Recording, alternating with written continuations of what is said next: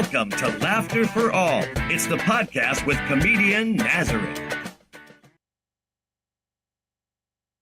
Hello, and welcome to another episode of the Laughter for All podcast. I am Comedian Nazareth, and thank you so much for joining me this Tuesday night at 6:30 p.m. California time.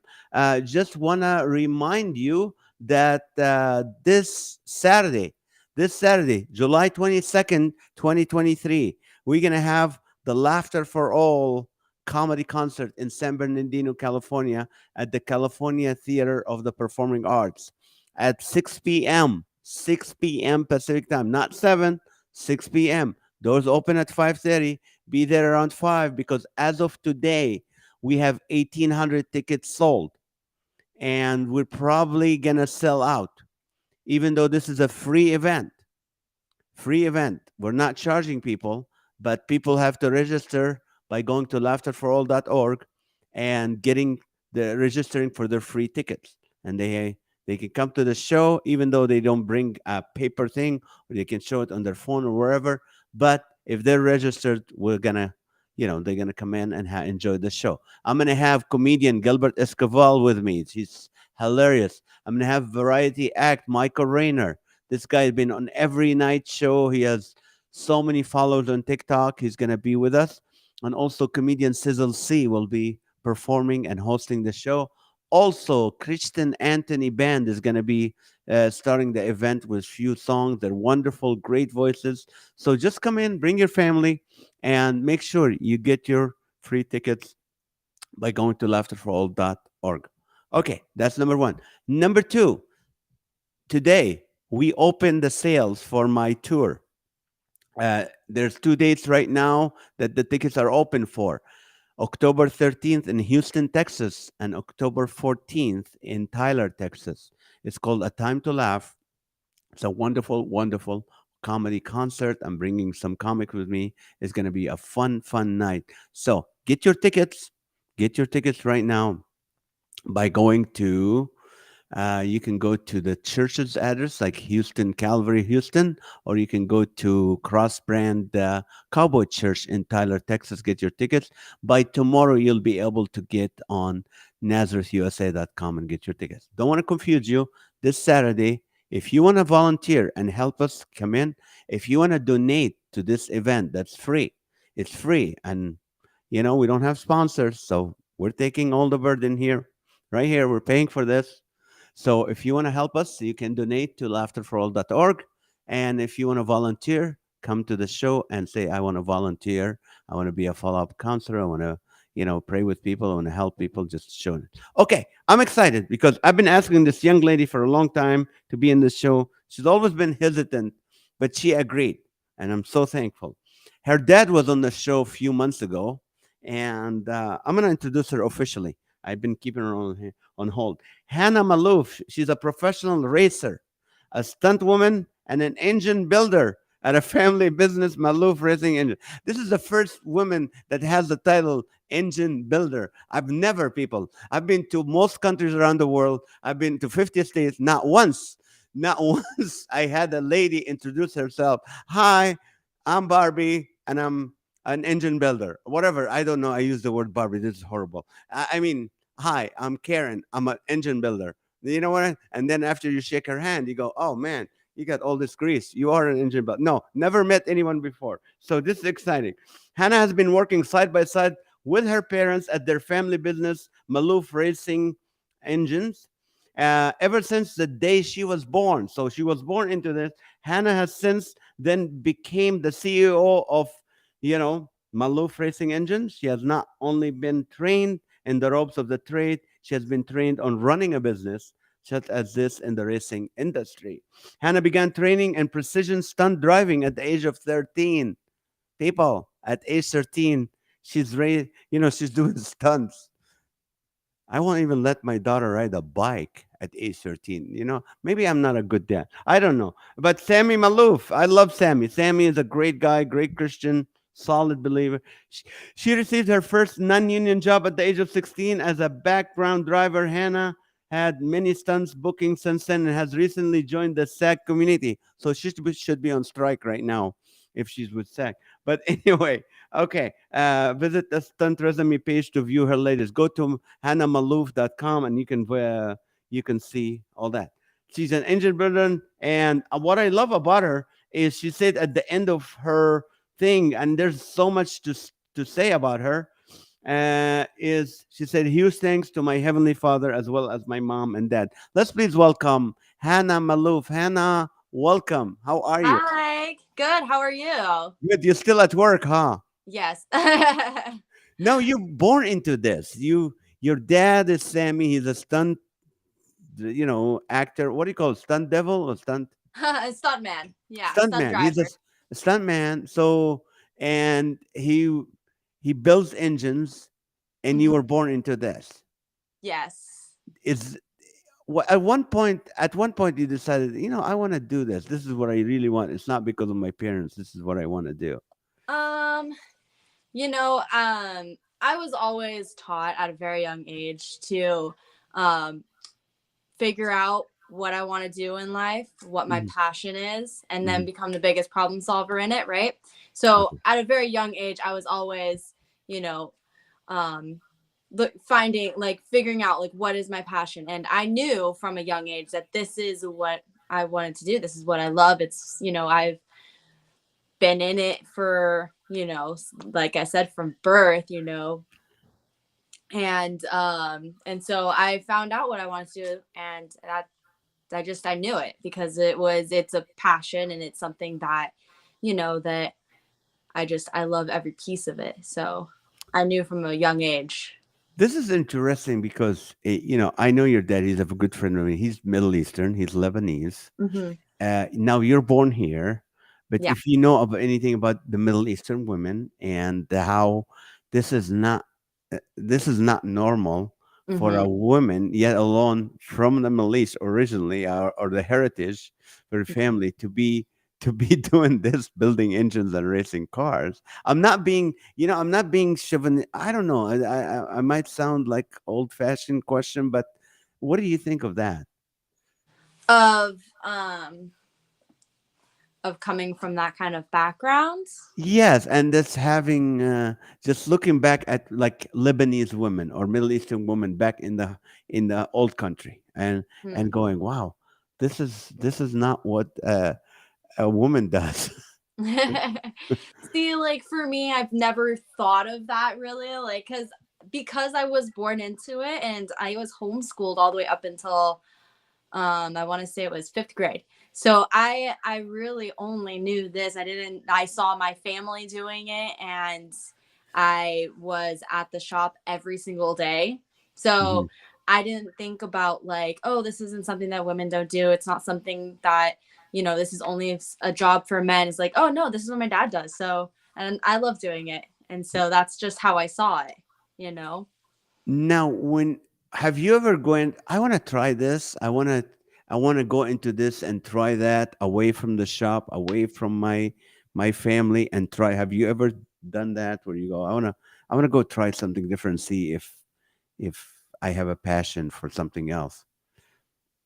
No, no, because I think that passion is a very big thing, and that when you find your passion, that you know, um, it like you can't really get away from it because it's something that is just it's in you. It's something that God gave you, you know. Right, right. Now, they say opposites attract, right? Hmm. So who would be the perfect guy for you when if you think, oh, this guy would be a perfect guy? Would it be a guy that does nails because it's opposite attract, or what? Or what would be your ideal guy? Someone works engines or race cars as well, or no? Well, see, like I know a lot of people say opposites attract, but I also think that that isn't entirely true when it comes to any type of relationship. Like you wanna it's about like your differences that you can bring together, but it's also about your similarities too. I think it's both. You know. Well, so. Let's say I don't know. Like I know some. I have two daughters, and I have my wife, and if I know my daughter is, she's always like if she meets a handsome guy, she tries to look nice and pretty and all that. And now you're working in an engine. what, what do you do? You go, wait, let me go clean up and come and say hi, or you just? No, I am who I am. So I love you see that. me as I am. Now, how many tickets did you get in your lifetime, driving tickets? um, Like none, none. no speeding tickets? I've never had a ticket. Wow. Now, who taught you how to drive? Did you have to have like 6 hours of professional driver, or was it your dad? So yeah, so my dad obviously taught me how to drive, and I've been driving for a I'm very long sorry. time, like before, like I was driving in his lap when I was, 2 years old, 18 months. I was driving in his lap. He'd let me hold the steering wheel and try and stay in the lines, right? And then I think the first car I drove, I was 8 years old. Yeah, I want to say I was 8. We have a stunt car, so my dad would let me drive our stunt car up and down the street, and At age 8, you're driving a stunt car. Done. I think Sammy Maloof should be arrested for doing that. When he that was was a trying, controlled environment. he wasn't raising daughters. He was raising future employees. That's what your dad was doing. Uh, Yeah. so, what was your first car? What was your first car that, at age what? When did you get your license? At age 15? 15 and a half, I think, is when you can get your permit, and then you get Permit. your license at 16 is what it was. So I got my license when I was 16, and then my first car was I still have it. It's a 68 Nova. A 68 Nova. Mm-hmm. Now, you probably put the engine yourself. You changed the engine to fit, to make it a racing engine. I actually haven't done much to it. My dad, it used to be one of our used to be a customer's car that my dad had done some work on, and they ended up, getting rid of it. So yeah, So I haven't done a whole lot to it except for I drove it and did some changed exhaust on it a little bit, but it's a good driver right now. So now, how can you take a regular engine and make it a race engine? What do you do to it that makes it go faster? Or So a race engine and well, they're all performance engines that we build here. But there's either like a street strip build, which would be something a little bit more, something you could drive every day, but then you can also put it on the track if you wanted to, right? It has enough power for that.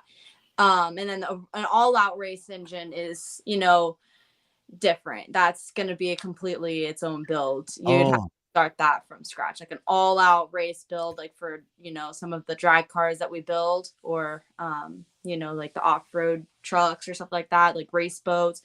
Those all-out engines, a lot of them you start from a bare block, and it just depends on the parts that you put in it. They're usually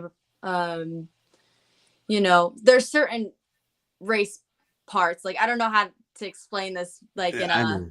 non-detailed way so that it's kind of like understandable, but but yeah, there's certain parts that you get for those applications. It just really depends on how on the build and the car, because there's a lot of race engines that that we do that you can they don't have to be a $100,000 build. I see. Yeah. Okay. Now, on your day off, what do you do? I mean, when you're not building engines or in the shop, what do you do for a day off? uh Great question. I'm always here. Um, so it's like I'm here, 6 to 7 days a week. It depends, Okay. So when I'm not here, I'm racing or um, going to events. So when you started racing, I mean, what was your first time on the track? What was that Um, like for you? so my first time on the track is when I was 16 years old. It was in my 95 Dodge truck that we had here, and that's also a built truck, so it had an engine, a small block engine that my dad had built for it. And so I took that to the track when I got my license, like the day The after day you school. got your license. Yeah, it came in the mail and it was a Thursday night, and I was like, all right, let's go. Because they wouldn't let you on the track unless you had either an NHRA license or a driver's license. And so Oh, yeah, so I had gotten my driver's license, and then I took that, and dad and I went to the track, and um yeah, then I took it down the track for the first time, and then that was it. I was and hooked. how fast did you go that day? Ooh, let me see. I think I was I want to say that truck went nine. Nines. I want to say it was nine. It's been so long, but I want to say it was like nines. In the Ni- eighth of a mile. 90 miles an hour? No, 9 seconds. 9 seconds. Oh, you do that. What do you call it? That's Drag drag racing. Oh, hmm you do drag racing. Yeah, I do drag racing right now. But the mile per hour on that, I don't really remember. I want to say it was like close to 75 miles an hour, 76, something like that. But have you done racing like regular, like NASCAR racing? I've driven cars around the track, but I don't race NASCAR. Mm-mm. You don't drive. Okay. So No. drag racing is just like boom, how fast you can go, you get to in few seconds. Yeah.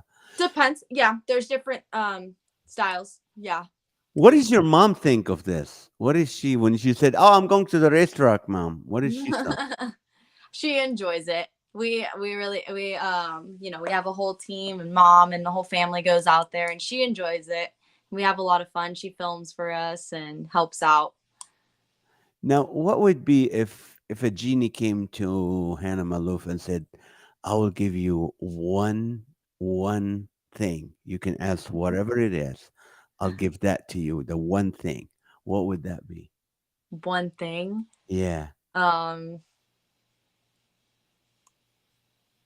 As far as like what do you dream of like in 10 years or 50? What would you like? Where would you like to be? where would I like to be?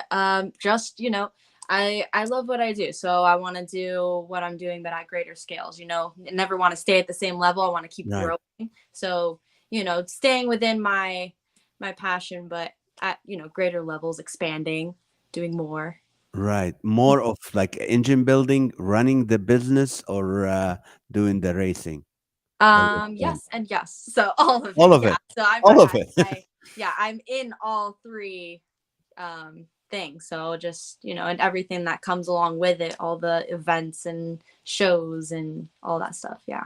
That is so much fun. You do the Netflix show that came in a few couple of Mhm. years ago, and I think there's still. I know maybe you can't talk about if there's another series coming on Netflix, but Mhm. what was that like when it first came to you? How did you feel about that? Like when they first proposed doing the Yeah, show. yeah, Um it was good. We had done a Netflix show already before. Well, we were on one before. It was called Fastest Car. So we had done stuff with Netflix before, and we were really good friends with the producers of that show. And we've had a lot of different networks film pilots on us and stuff like that. So it was good, and I was happy that it was with Netflix because they're a great platform to be with, I hmm believe. So um yeah, it was a great thing and I enjoyed it. You did. Yeah. Uh, w- you know, the Lebanese community. I mean, over in Lebanon, I know there's people going, "Wow, there's a race car driver. There's this, Lebanese Hannah Maloof." Have you ever considered visiting Lebanon? Yeah, I have. I'm trying to plan a trip to go there. Um yeah, I was just talking with my cousin about that a couple weeks ago. She just got back from a 3-week trip there. So And you, yeah, and you I've been wanting to go for a long time. that's awesome. You have something on your Instagram. I want to encourage everyone to go to your Instagram, and it's called Motivation Monday, where Yes. you put some motivational stuff in. It's how So is this something where like, is that what keeps you going? Do you keep trying to get motivated to do what you're doing and all that? What do you mean? Like Like, I mean, for someone like, let's say I'm a comedian, so I put funny stuff on the thing. you're Mhm. putting motivational stuff in it. Just, I mean, um, what do you call it? I mean, I see that you have a heart to encourage people and do that. So, is this something you probably would consider maybe uh, training young girls to do what you're doing? I would train anybody because I think it's not just like one or the other. But yeah, I do it because I believe in helping other people as well, and I put those out there because they're things that I've learned, and from my dad, and just words of wisdom that I like and that speak to me. So I put them out there for other people as well to help them, and it inspires and helps a lot of people from the feedback that I get. So Good. Have you ever felt, I mean, you know your job, you know what you're doing, you know how to build an engine. Have you ever felt because you're being in a male dominated, industry, have you ever seen, like some guys look down on you thinking you don't know what you're talking about? Has this happens a lot or no? no, see, for me, the way that my parents raised me was to um not focus on that stuff. So even if they were, I wouldn't know because I'm not even paying attention to that kind of stuff because it doesn't matter if you're going to look down on me, that's their problem, not mine. Like I know and I love what I do, and that's that. If like I don't focus on what everyone else has to say about it. I love that. I mean, your dad, I mean, people know your dad. He's a very strong personality, Yeah. solid Christian man. What was that like? Were you the same personality? Were you butting head with your dad, or or what? It was, like he was the, what do you call it? The whatever he says has to happen. No, I didn't really ever butt heads with my dad. I respect my parents a lot, so and I trust their wisdom. So You're amazing. You guys, they don't make kids like you. I want my kids to say that. That's awesome. What scares Hannah Maloof? What scares you? nothing scares me. Really? No, I don't get scared of anything. Well, tell me some of the stunt work you've done. Just few. Tell the audience some of the stunt work that you have done. Um, like I did a Blade commercial one time. It's an Uber helicopters. I always talk about this because I think it's pretty cool because I'd never heard of Uber helicopters before I had done this, and What's an Uber helicopter? it's like Uber but with helicopters, so you can Uber a helicopter to your house or something. Really? hmm Yeah, and it's called Blade, and yeah, I had to take a convertible stock Mustang. It was 60s, and I had to take that down the street and out in the middle of the desert and slide it onto a dirt road and then slide it up to the helicopter with the actor in the car. What? Wait, say that again. Okay. There's a helicopter, Yeah, the helicopter. and there's someone flying the helicopter, and it lands. Yeah, and then it lands into this like area that they Uh huh. had set up with like buildings and stuff, a couple of little buildings out in the middle of the desert. They Yeah. had it landed there. And I guess the point of the story was that the actress and the actor were driving, and they were like, this was like their getaway, their getaway Oh, helicopter. And so they were to slide up to that and get out and go run into the helicopter. So I was doubling the actress. I see. And that was what else? Other stuff you've done that maybe scary.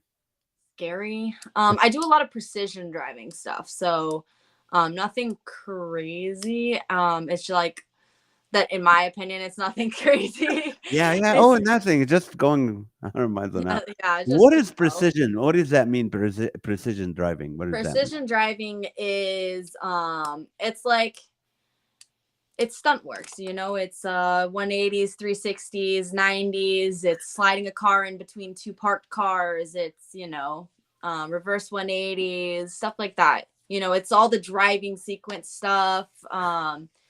Yeah. And you do all that. Yes. And dad taught you how to do that. Yes. Oh man. This is amazing. This is amazing. What do you call it? what's the most memorable race you've ever participated in, and why? I mean, do you remember? Do you have a The most memorable? Yeah. Hmm. Feeling this is gonna. Well, if you don't remember it, it's not memorable. No, let me see here. I have a lot of races. I mean, I enjoy each of them, and there's different memories at each race, you know. One of the races I did last year was a big race, and that was a really fun race to be at. It was in Vegas. And that was pretty cool because, you know, me and my dad were running that race together. So, Oh. yeah. Yeah, I saw that on Instagram. Yeah, he was running his car, and you had was that your car, the brown and like Yeah, the blue? orange and blue one. Yeah. Yeah. That's, yeah. What do you call it? So how do you like, if you want to learn a new trick, a race, like stuff, what do? Do you hit the car while you're trying? Do you do you hurt yourself? What do you mean? Like with For example, stunts? let's say you're learning how to do a 360 or a 180 or whatever with the car. Okay. I mean, you don't do it right the first time, right? You have to practice. Yeah, so I the way that my dad had originally trained me when I was 13 was in our stunt car in front of our shop, and we put out cones. So and I would be out there for hours, and he would say, "Okay, you're going to do a 90," and he'd show me how to do it.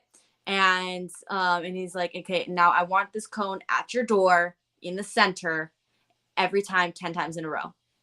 Right? And that's sliding it driver's side to the cone. Okay. Then I would do that. And every time I'd mess up, my 10 times would have to start over. And so I Mm. would, I'd have to get it 10 times perfectly. Then he would show me how to do it the other way so that I could do not just a left, but a right. So then it was passenger side cone right in the driver door, So that's when I say precision. It's, being able to hit that mark repeatedly and exactly. It's not just getting it close or this, because when it comes to stunts, you have to be exact. You have to be perfect, because that cone is a person with a camera, Mm. That's or it's that's another car, or it's anything, a guy on a motorcycle. But you have to be precise when hitting your marks. So that's why, it's you're out there for hours doing the same thing over, just repeating it. That's funny because I remember I was at one event early this year. I did the comedy, but you and your sister were standing in the middle of the road, and your dad and another stunt driver were just doing, what do you call it, 180s around you, or Donuts. Yeah. donuts. Yeah. And I mean, my first reaction, what a bad father who would put his daughter in danger just to show Oh, the people that he can do donuts. But yeah. that's not the case, right? No, not at all. I mean, you do that on set, when they want a shot, you know. So yeah, I mean, it's part of being in stunts too. But Have I mean, he's been doing that since we were really little, so we've always been pretty comfortable around cars, and with him driving around. I mean, we've even done it where like I was strapped to the top of the car and he's doing donuts. what? Oh yeah. I mean, it was completely safe and we had everything, but I mean, yeah. He straps you around the car and does donuts with the car. That's illegal in the United States. It's a That's funny. controlled environment, and everything it's all about safety first and stuff. But yeah, that's part of stunts. That's amazing. Neil is asking a question. What's the hardest one you have learned? And if different, what is the trick that took the longest to learn? So what is the hardest one, and what took the longest to learn? Yeah, I mean, if it's Um, different than what was the hardest one you had to learn? Trick you had to learn? that's a great question. I don't think they were any of them were like where I was like, this is just too hard. It's more of because my dad's such a great teacher, so he's easy to learn from. And so when he explains it, it's very easy to understand. Mm, So nothing was like I was like, oh, this is really hard, this is, really tricky. mm. All of it is very precise though, and very where you need to be on your game, and your mind has to be thinking of what you're doing and everything around you, because when it comes to that, you can't just be like, your mind can't be anywhere else, and it can't also be only on one focus on one thing. You have to be thinking about the car, you have to be listening to the car, you need to be focused on the surroundings, Mm. of where you are in the moment, where you're going, the people, the cars down the streets, like, especially when you're on set and with filming, you don't know, because sometimes you block off a street, but we call them a bogey, and that's somebody that just walks in on set, and they're just, walking down the street, and it's like they don't know that we're filming or that we have it blocked off. And so you've Ah, got to be aware and on your toes and thinking of those things too. So um that's yeah, right. That's right. I never thought of it. Right, right. Sometimes when you put block the set, that doesn't mean you're yeah, good. Good. sometimes we get Uh, bogeys still. have you ever hurt yourself? No, No. no, You never hurt anybody else? no, I've never heard anybody else Have you either. ever strapped your sisters on a car and did donuts? Mm-mm, just me. This is amazing. You know what amazes me is like in a world where normally, daughters or kids and sons, they're anxious, they're depressed, they don't know what they want to do in life. They think their parents are horrible. They don't want to do, they want to disassociate. And, Hmm. especially at age 13, 14, where normally kids want to separate from their parents. You're Hmm. just loving everything. You're being obedient to your parents. You have the passion for that. That's just amazing. Why is that? What made you that way? I mean, I don't know if you have an answer to that, but Yeah, I don't know if I have an answer to that either, but I mean, I think a lot of it has to do with, I'm grateful for the family I have and the parents I have and the way that they raised me, and the way their parents raised them as well, very like we're, back from my ancestors and stuff, everybody's very family orientated, and right. just keeping the family always together and doing things with your family. And so it's, and that's, I feel like, also like kind of a cultural thing with like the Lebanese side as well, because, they're very big on family as well. Right. And the Maloof family is very famous. There's a lot of Maloofs in the US they used to own the Kings, they used to own the Palms in Vegas, and I mean a big family. But Yeah. what have you learned from your mom, Hannah? Not from dad, from mom. From my mom, I've learned a lot, and it really depends. I mean, both, like, I always speak with both of them because they both they both have taught me like the same things, and because Mm, they're both on like the same page. So it's like everything I've learned is from both of them, and they've both made me, who I am, like help mold me into who I am today. And so but yeah, I mean, she's taught me a lot from just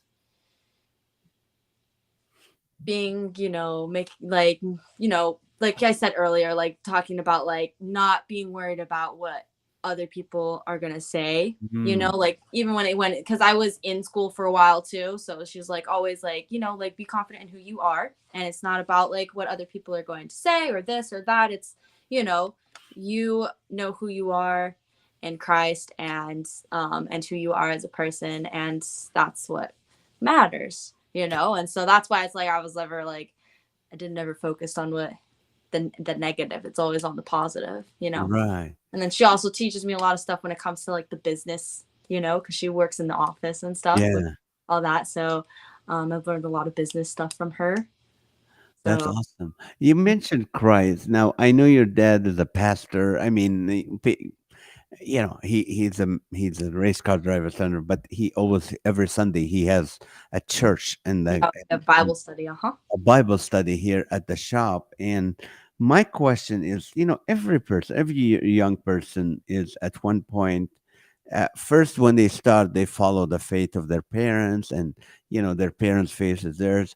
But at one point in growing up, they either rebel or they get to a point where they have their own faith. What, Hmm. did that happen to you, or you just followed through like with parents? Was there a moment where you said, I want to have my own testimony? What That do you makes, mean by I my? mean, you know what? Like, were you always like, oh, okay, well, since I was born, I was a Christian. I've been a Christian. I've always been a Christian. Was there a moment you go, I wanna find my own Christianity, my own faith. I wanna own my own faith. Does that make sense or no? Not. I'm not sure if I'm Have you completely. ever rebelled? Have you ever like backslidden, rebelled, and said, I don't. No. No, No, I don't. I've never like rebelled or anything like that. Like I have, I believe that everybody has their own relationship with Christ, right. So yeah, I mean, my parents are my dad and my mom are obviously Christian, and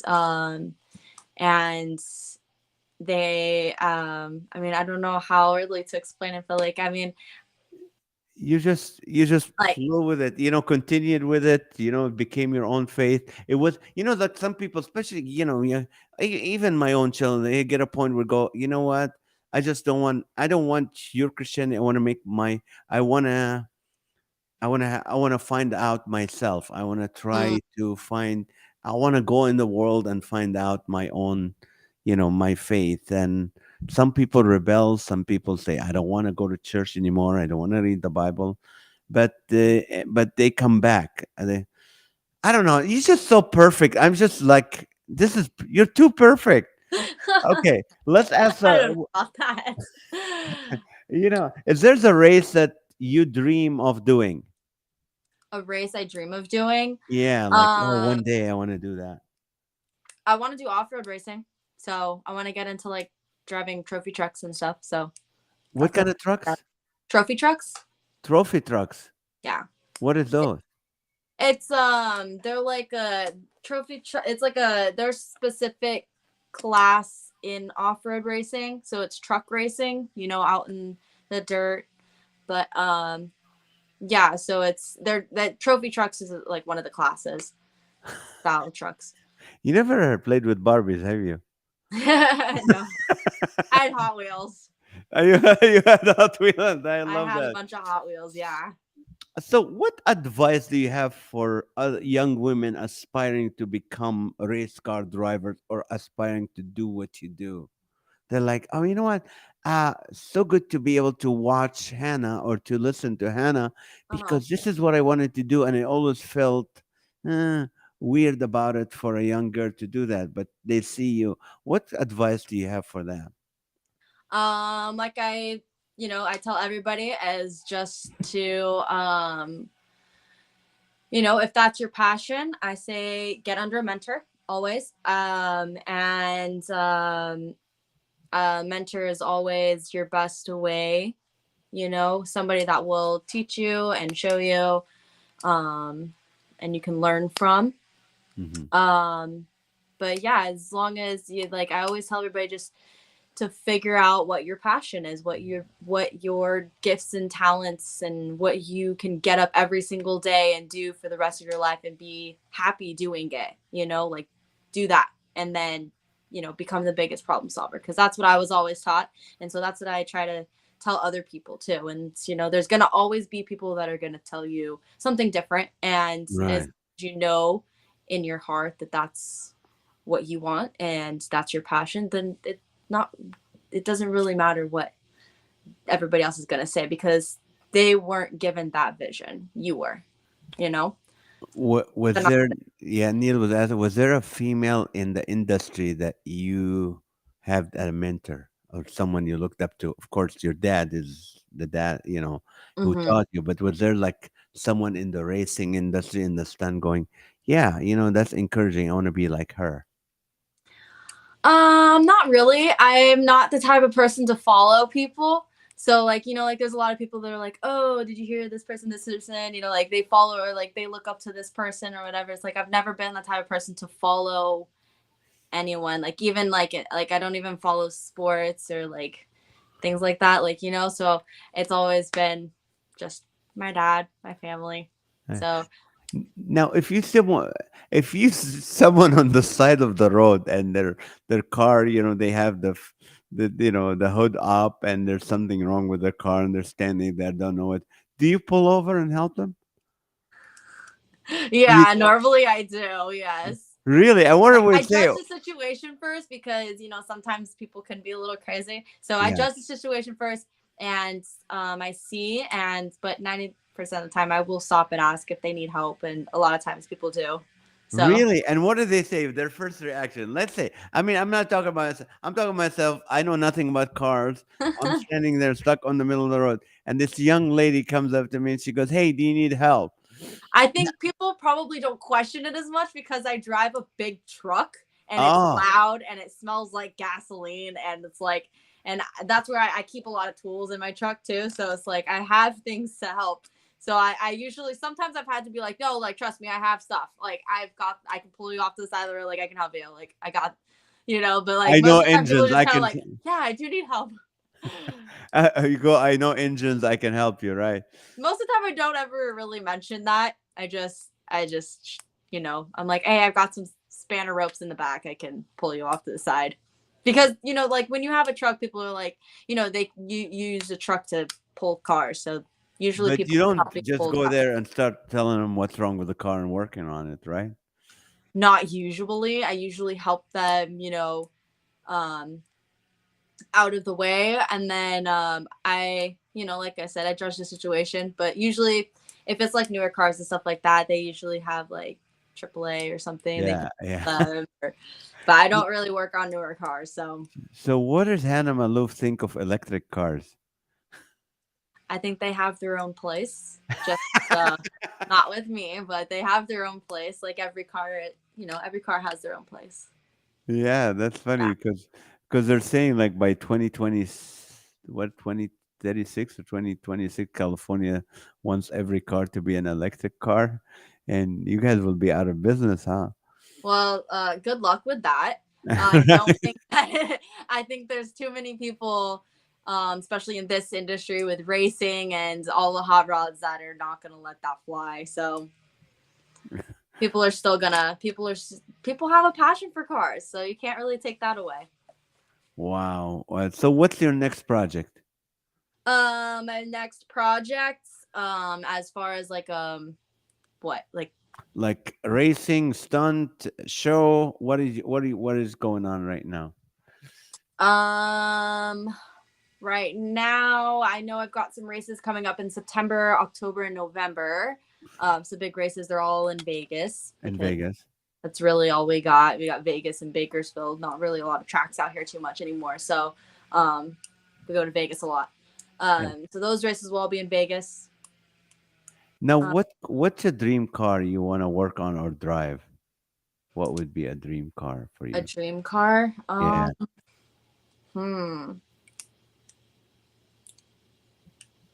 It's a great question. Not sure because I have like I have different cars that I do eventually want, but they all serve different purposes, so it's like, you know, it's like it's hard to choose. Okay. Yeah, it's not like the Ferraris and the Lamborghinis. Those don't interest you, right? Not too much. Like I do like supercars. I think they're cool. And I think they are yeah, I mean, I think they're neat for what they are, and they're really cool cars. But I don't know that I really like would want one.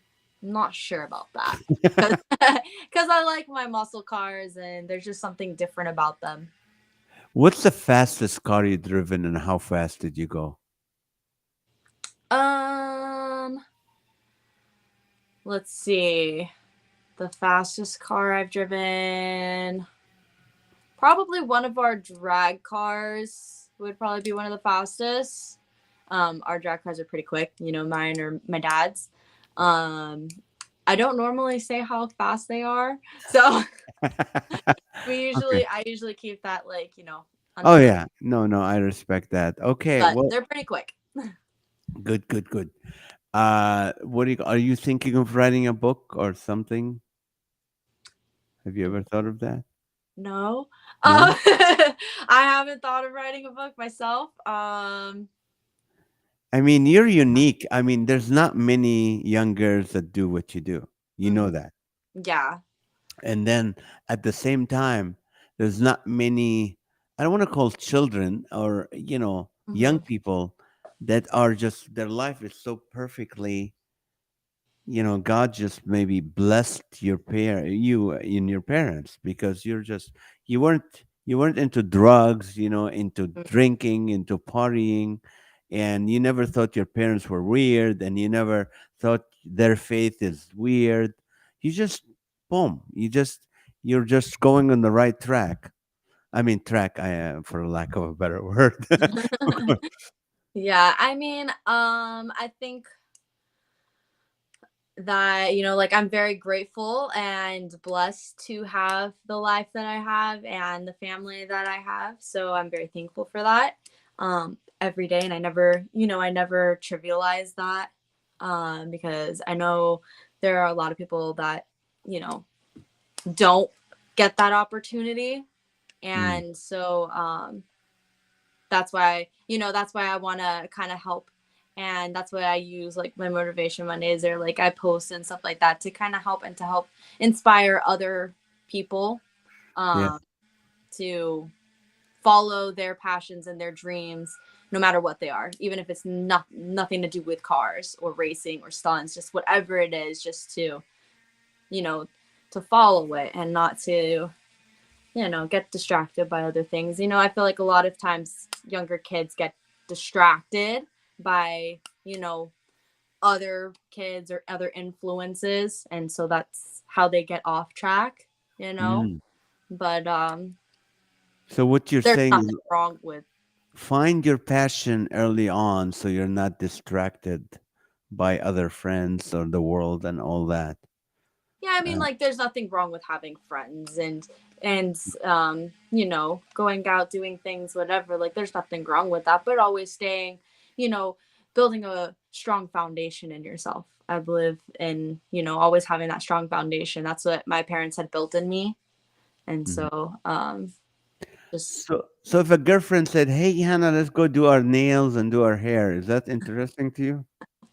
not really. I mean, I get my hair cut because Uh, you got to keep it healthy, and my hair is super long, so I do got to get it trimmed and stuff. But I but don't just the go get nails, like you, you styled and all you that. don't get the nails because you don't Yeah, get, no, my nails just are. I cut them as short as I can so because you otherwise can. grease gets under them. So, yeah. So I keep them pretty short, and I do not like get. I can't stand nail polish on my fingers, or like putting on like those fake nails that are like, that long or something. Like, Yeah. me personally, I can't. Like, there's something about it, like, I just don't like it. Like, Uh, it looks good for other people, but I just don't like it on me. Like, when I put, like, if I like had nail polish on my fingers, like, I would just think it looks weird on my hands. Like, on other people's hands, I'm like, oh, it looks great on your hands, like, it looks yeah. good for you, but like on my hand it looks really weird. So I'm like, just, and it No- just feels weird to me. So it's not my thing. And But now, if you, Neil was asking, if you are not doing this, what you're doing, what would you be doing? What do you think would be um, the other thing you'd be doing? you know, You never. that's a hard question because this is literally what I do. Like, everything that I do is always revolved around cars. Like, I mean, there are, like, even when I go out like with my friends or something, like we go kart racing. So it's like like me and my cousin will go kart racing all the time. So, That's funny. oh N- yeah. So it's like, n- this is just, I don't know what I would do. This is Normally, Hannah, the people that are doing what you're doing, we call them adrenaline junkies because they do it for the adrenaline rush. uh-huh. Are you like that, or you're not? You're not into Like, that, the adrenaline rush. Like, I want to do something more because I want to get that adrenaline rush. oh, like doing it because you're like, okay. I wouldn't say necessarily it's for that. I think it's just because I just love it, and I just Mm. love what I do, everything that entails it. So it's not really a specific like, oh, like, a specific like it's for the adrenaline rush or something. It's just everything. Wow, that's amazing. I appreciate your time. I want to thank you so much for just being on the show and taking the time. And I know it's hot in the shop right now, but how That can people find more about your work, get a hold of you, follow you? Where can they go? um so I have Instagram. It's Hot Rod Hannah 777. Hot Rod Hannah 777. Okay, Yeah, on so that's my Instagram. Instagram. I've got Instagram, Facebook, YouTube. It's all pretty much under my name. My website is also under my name. I try to keep everything updated. So with like race dates and events and things I'll be at. So Yeah. yeah, I have pretty much a lot of the most like, most of the social media stuff. So Okay, Hot Rod Hannah 777, and that would be, I'm just trying to put that at, okay, yeah, so that that, would be for Instagram, and then like TikTok is the same, and then yeah, Facebook, YouTube is just gonna be my name, and then website is my name. yeah, I put that I up. tried to keep it simple.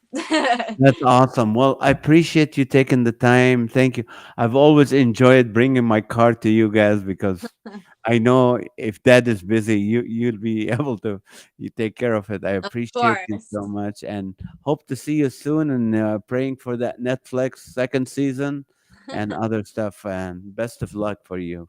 God Yeah, bless. thank you so much for having me. I really enjoyed doing this with you, and I hope to see you again as well. You got it. Say hello to your parents. I will tell them you say hello. Thank you so much. And thank you guys for watching. I just, the reason I was very interested in Hannah, because you know what? All you hear about is people, young people are in drugs and alcohol and problems, and, they have nothing to do with their faith and they don't want their parents' faith and they wanted this and they're confused and they're anxious and I mean, understand mental illnesses and all that. But what I'm saying is, like you meet someone like Hannah, that's everything is just like perfectly well. She loves her parents, she has the same passion, she learned from them, she's trying to be the best at what she does, she enjoys what she's doing, she's not worried about what people say bad or or gossip or whatever it is. She doesn't care what they're doing. She knows what she wants, and that's what she want to continue to do. I hope you got that on this episode. I hope that gives you hope, that gives you encouragement, and is to have that young generation that's really taken over our nation to be the type of people like Hannah Maloof and girls like her and people like her. So thank you guys for watching. Reminder, um, what do you call it? Reminder, this Saturday, July 22nd at 6 p.m. Pacific time, we're going to be at the California Theater of the Performing Arts in San Bernardino, California.